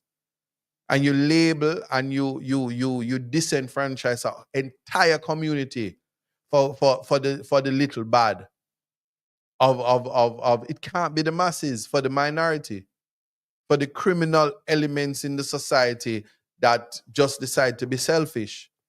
Because when Jamaica is seen as a high crime society, you do realize that it's not stopping tourism. You do realize that they I said, big up yourself. I haven't been here for a while. Big up yourself, Wayne Jones. Brandon said, I broke stupid. But even when you broke stupid, it don't make you a criminal. And if you interface with young people, look at the irony. Politicians right now, as I'm talking to you, are canvassing communities and they're interfacing with young people and they're providing you rum and boom to settle their minds. And if you're from Portland Eastern, your MP is inviting you to rub out your hand middle because nothing no wrong. Go on to school, but don't forget, rub out your hand middle when you come home here. Yeah. So we are not giving them the tools. So hear what I am saying respectfully. Replace the guns, whether it be toy guns, replace the gunfights with tablets. Give them the tablets so that they can play games, so that they can Google, so that they can YouTube, so that they can interface with the technology and experience the world outside of their reality, so that they can be influenced through parental guidance and have experience with what the world would look like. So when you go into these classes and you talk to them, they say, I want to be an astronaut and I'm going to study in the United States. And somebody's going to say, no, because China is better or Russia is ahead. So we have people who understand the importance of the international stage, that Jamaica is but a dot, but an important one, because many of the influencers and the movers and the shakers come out of Jamaica. I mean, even as a lawyer, you go to England and you walk in, I'm going to ask if you have the ganja and Irie, man. And when you respond, they're so shocked that you're articulate. Because as a Rasta, you're supposed to not bathe, not eat KFC, fire bun for the pork, and not be groomed. So these are things in terms of the stereotypes that they want for people. And even white people are frustrated because they don't think white people are in Jamaica, and they don't know that there are a lot of white people in Jamaica that can't talk English. And there are white people in Jamaica that are uneducated. But they just assume that the stereotypes is that as long as you're white, that you're better than everybody. That is not the case. Like you have Jamaicans you have Chinese Jamaicans who more Jamaican and can lick you with the patois more than even me. And they are Jamaicans and ought to be respected. So if we go back to the outer many one, remember, as a class system, we need to eradicate poverty, and we can do so because there are a few of us. And we need to have the programs that give people the opportunity to have free education, so that when we step to the podium as representatives, we say, you don't want it because you don't. Not because it's not there for you. Because people are, yes, Brandon, life is rough. And so if you want to do something for the nation, there are basic necessities that people should not be trying to get. Toothpaste is one of them. Yeah. Water is one of them. Potable water is one of them. Yeah. The ability to have proper hygiene is one of them. Imagine you live in your nice big house and no water now coming out of the pipe. Rain now fall enough so you can't even get proper catchment. Soap is one of them. Hygiene products is one of them. In 2024, there should be no young woman, young lady with her proper vagina not having sanitary pads, tampons, whatever they use. Yeah? That should never be an issue in 2025. It should be in the schools. Yeah? Somebody said, me love me pork to Rasta Jah." You see what? See somebody. Well, yeah. But even then, so those things are things we should be talking about. And so, see, it's so much that I haven't even tapped on it. But like I say, I am of the view that squatter settlements are not responsible for gangs. I am of the view that neglect, community neglect, the failure to provide jobs, the failure to have access to the world at large. Jamaica should be in a state. Barbados have no rivers but no water problems. Barbados small. All those little small Caribbean islands, as much as I love Mia Motley, as much as I love Ralph Gonzalez, I can appreciate this. Barbados and St. Vincent can fit into Portland Eastern. I always object when people make the comparisons. The only thing you can compare is the quality of leadership, because those are two great lawyers. And so if we had a great lawyer to lead us in our country, legislation would be the type of legislative changes necessary to move the people forward. But outside of that, the entire Barbados can just lift it up and drop it into Portland Eastern alone, and to take up probably 2 divisions. Likewise, St. Vincent. So water problem is that we have a growing population, even though it's shrinking because people stop breed up.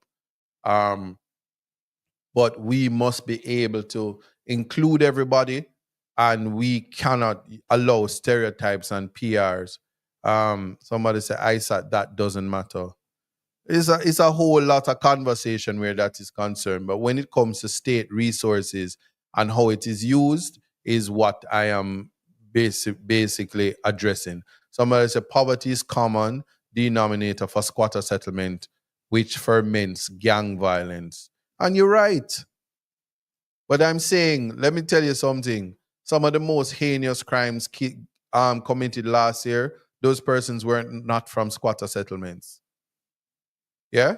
When Daniel Rowe died, it wasn't squatter settlement. It was somebody who was in a well-off job and the father in a well-off job. And they took her from a school that wasn't no idiot school. And she lost her life. And when murders are, and when domestic violence takes place, and you're wrapping women in tarpaulin and dumping them, or you're paying or allegedly paying somebody to kill somebody, and when they took up Philip Paulswell's baby and baby mother, it wasn't no squatter settlement. The people weren't squatter settlement people. So these things we can't ignore it, but we act like it's a one-off thing. When young Hyde, who pled guilty to abusing somebody's child up at UE. UE is not a squatter settlement. And locking them in dorm rooms. You think he wasn't from a good home? They could find the $2 million to pay the woman for her pain and suffering, and a judge gave him a whole lot of time. And Judge Tai, I can tell you, she's one of the most reasonable, and she was constrained to ensure that the punishment fits the crime. But it was not squatter settlement, youth. And I know people will say this is a one-off thing. And yeah, Donnelly was allegedly murdered, not in a squatter settlement. She was allegedly murdered in Uptown. Allegedly. If so. But the facts is what I'm getting at. I don't know. I'm not here to speak on the case and influence anything. But a lot of these crimes that were committed is not squatter settlement and gang business. We only highlight the negatives there, but when we're talking about crime, and when we're talking about the disenfranchised and the abuse of youth through human trafficking and the rape and the disgusting things that happen, but we're more excited about simple larceny and perennial larceny, all of which needs to stop. So the people that are thief, the people them planting in a Portland Eastern, when them catch you and do you something, I hope you don't expect the police for deal with them when they cut off your hand on these things. Because crime is what we need to deal with and what we need to solve. Crime solution, which is solvable by proper education. And I'm not talking about sitting down in classrooms, but educating the public and inviting them to community policing, a introduction of the relationship between the JCF and the community, and sending back the JDF inside of Up Park camp and wherever else them there, so that they can be deployed and where necessary. But we can't. That is not the answer. So and yes, Maria Parkinson, collectively take a utilitarian approach to changing, and the starting place is, I humbly submit, a sunset legislation to give persons in squatter settlement titles so that they can actually access NHT, and they can use their land title to get the necessary loans. And the government should be prepared to have amnesty and forgiveness when people default on the loans. So we should have a proper Section 8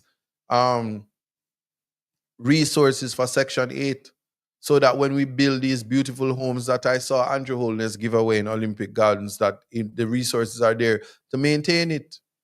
Because it's nice now, but if it's not maintained, all those places, Portia Simpson had built a lot of housing in her constituency before she left, and they were nicer than Oakland apartments and nicer than a lot of the apartments that I'm seeing selling these days. But whether or not it's being maintained is a different thing, and whether or not the person's got title to it. Because it's a different thing when people get title to the land. It's their ability to use it as they wish. It's different from when the housing solution people holding on to the title for years later and people are dying and umpy scumpy behavior happens and people are disenfranchised. But that's a whole nother conversation. Last but not least, causation. Um, it's the result and consequence. So there are two types of causation. So causation in fact. So to establish causation, it is necessary to firstly ask the question if the defendant or if the fact cause of the specific consequence of the offense. So if the situation in fact caused the specified consequence of the offense. One way to ask this is to say, but for the politicians to create garrisons, would gang violence have occurred? The answer for me is no. So it's not. The government can never be the cause of gang violence in this country. I don't care what statistics say. Yeah? Outside of an individual minister controlling gangs. And so we must not forget that the Jamaica Labour Party is known as the shower posse. And if you look at how America had to fight the shower posse and all of that, one wonders, and they still say shower today. But when we talk about causation, that's a historical fact. And I don't think we should broad brush paint labor rights in that light, because many of the labor rights that exist now have never had that experience, and it would be unfair to labor them like that. So I'm not being political. This is context matters. I'm simply making something. So the individuals have to always take blame, because in the criminal justice system, autonomy is what is important. You're an independent, autonomous being and responsible for your actions, unless you are mentally retarded and then unfit to plea. So you have the right to social autonomy, physical autonomy, emotional, mental, spiritual autonomy. And so because you're a free and living being to do what you want, you can't say you're in a gang and it's the gang why you do what you do and the leader of the gang is responsible. Now, I don't care how much gang legislation, when you're a big man, you do your crime, you must go do your time. So to all those criminals and those corruptionists, take it from me, if you do the crime, or you go through the justice system and the justice system find you guilty and say you do the crime and all your appeals are exhausted, you should be focused on rehabilitation after you do your sentence. And if you're lucky, like Palmer and others, to have your convictions quashed so you can go and live your life, you will have to focus on rehabilitation for those who are not so lucky. So it is the individual. So all that gang stuff sound nice. But no, and ignorance is no excuse to the law. So no matter how dunce you are, if you commit the crime, you do the time, and you cannot blame gang violence on squatter settlements. It's a choice by individuals. And whether people want to say it's nurture versus nature, whatever you want to do, just know that the individual is responsible for their actions, and there's no selectiveness to it. Yeah. And the talk about legal representation. Yes. The Barbara Gale was murdered by a young man, and he has Tom Tavares, Finson, and Donovan. I may not call people name, but he has top lawyers, right? And because he has top lawyers, people are offended, but people must get legal representation. And that is what is important. And is what happens in court that will be necessary. Whether people want to say he's from a squatter settlement, we must look at the nature of crime and look at the inability for government to fight crime and not put the blame on the hands of the people because it's not right. It's the government of the day that is responsible, and sending out PR hits on labeling communities who are thriving people as criminals. It can't happen. It not shouldn't be allowed to happen. So, but the but for test, if the result would not have occurred but for the actions of the defendant, then the prosecution has established causation. In fact, unsurprisingly, this is referred to as the but for test. So that's what causation is. So if you say, but for squatter settlements, gang violence would not have occurred, it's not happening. So even factual causation has not been the reason. And if you're talking about um, legal causation, you have to establish causation. In fact, it is also necessary to establish causation in law. And so to do so, there must be an operative and substantial cause or intervening act. So, causation in law can be established by showing that the defendant act was an operative and substantial cause of the consequence and that there was no intervening act. So, what that means is you do something, and when you do it, you are the cause of it. So one cannot say, but for the government allowing persons to squat, gang violence would not have occurred. That is just nonsense, and you are totally misguided in law. If you say, but for the government failing to implement proper crime techniques to prevent crimes in squatter communities, that's a different argument. But you cannot blame squatters for crime and violence because these things occur because the economy, because opportunities are not there. So if you allow people to sit idle and rub out them handmill, big up Rowan Robinson, the flyer was really, really, really cool this time. 2025 looking really good with the squatting settlement in the background and the gang violence, the gang people looking like they're using cell phones and scamming, and they're also reggae, dancehall, rap artists. It's just the culture, that stereotype. And then on the other side, you have the two-time convicted man in a tie and Versace glasses, looking like Cartel on Freedom Street. Anyway, see, I did it for myself. I discriminate against myself. But anyway, you get it. So, in conclusion, and that's where I'm at now, um, we understand that what causation looks like, and then we talk about the substantial act, and it means more than something very trivial, more than something that the law considers de minimis. So it cannot be squatter settlement that is responsible for gang violence, because it is not it's not more than it's not trivial. It's not more than trivial. That's just the existence and the operative. It cannot be said that living in in a squatter community is the operative cause, and it does not have to be the sole or main cause of the specified consequence. Good? We cannot say that. So because we cannot say that, we cannot leave blame to squatter settlement, because what of the church going people?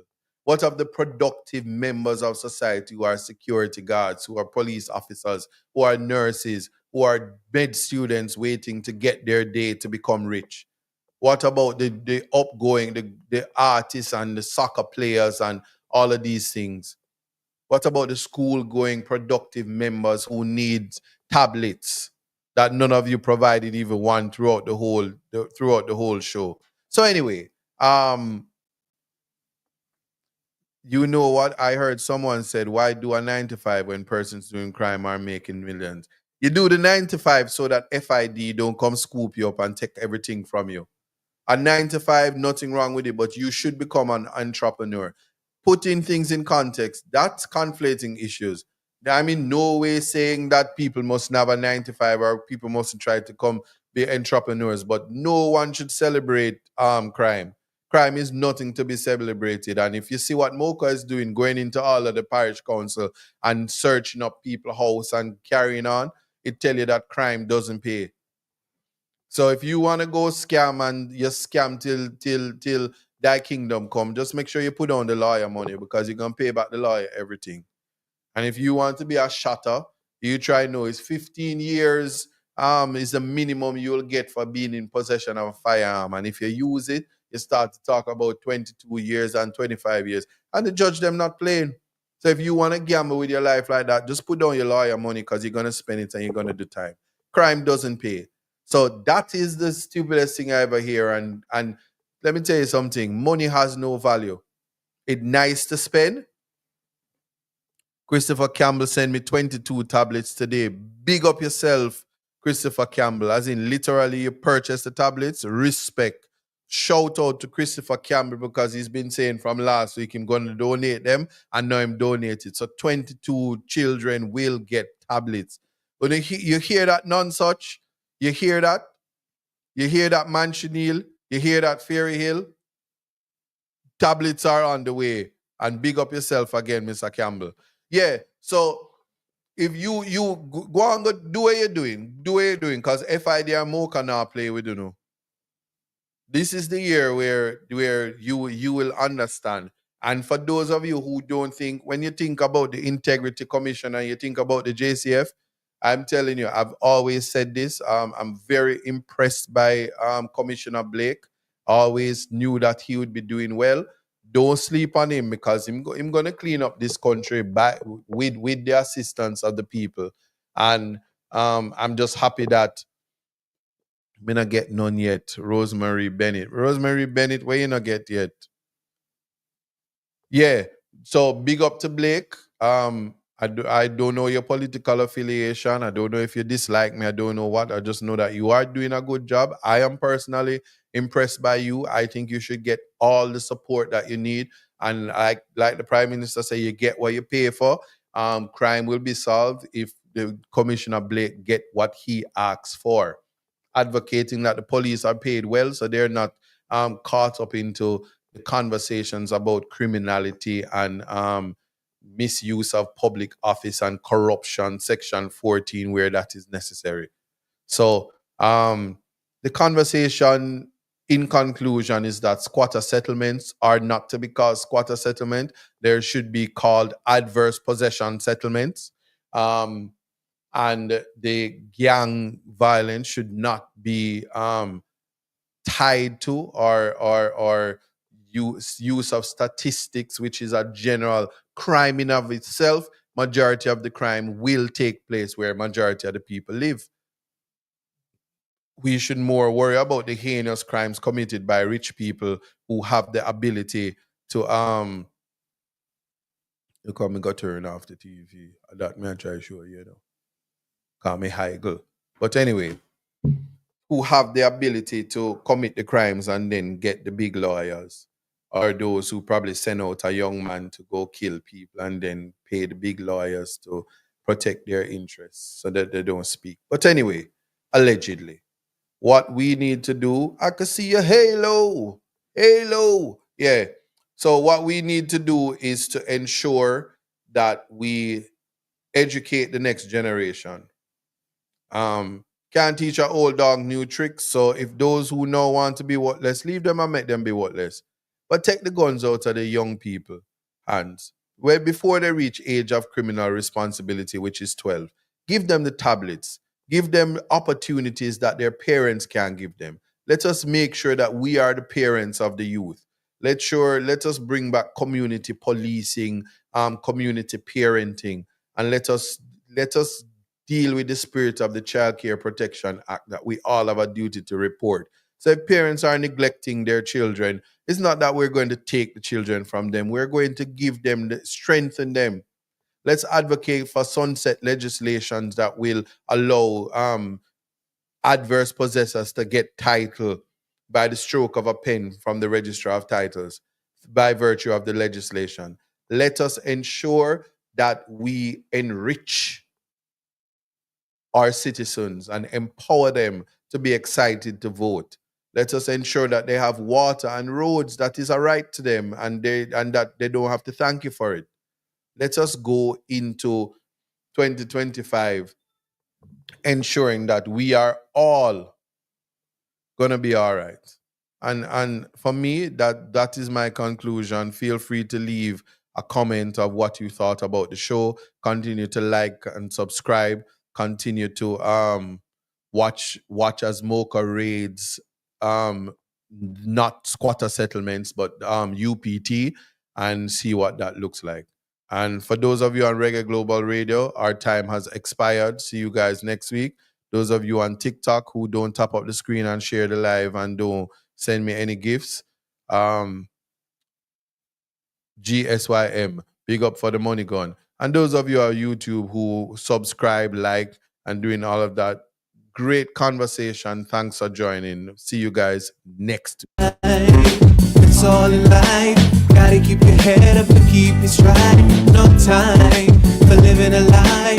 Gotta keep it moving till you get it right. That's right. It's all in life. Gotta keep your head up and keep it stride. No time to be living a lie. You can make it if you try. No, I heard them say life much better you live it. It took some time to understand. Yeah. Just what it takes to be a man. Now it seems each day you learn something to make a better way. Not growing up ain't just a phase, it's reality. And sometimes it's hard to face the world with your head screwed on. But in time you will see it comes naturally, like the hurt and the pain. It's a part of the game. It's all a part of life. To laugh and to cry. That's right. It's all in life. Gotta keep your head up and keep it stride. No time for living a lie. Gotta keep it moving till you get it right. That's right. It's all in life. Gotta keep your head up and keep it stride. No time to be living a lie. You can make it if you try. No, I heard them say life much better you live it your own way. But if you need a helping hand, just call on me, I will be your friend. And when it gets hard to face the world with your head screwed on, just tell yourself you can. And that's when you'll understand that the hurt and the pain, it's a part of the game. It's all a part of life. To laugh and to cry. That's right. It's all in life. Gotta keep your head up and keep your stride. No time for living a lie. Gotta keep it moving till you get it right. That's right. It's all in life. Gotta keep your head up and keep your stride. No time to be living a lie. You can make it if you try. You gotta keep on moving on. Don't let no one stand in your way. Gotta keep on pressing on. As we pray for better days, keep it moving. Moving to the next. When they try to bring you down, we gotta take it. Take it to the next level when they come around. That's right. It's all in life. Gotta keep your head up and keep your stride. No time for living a lie.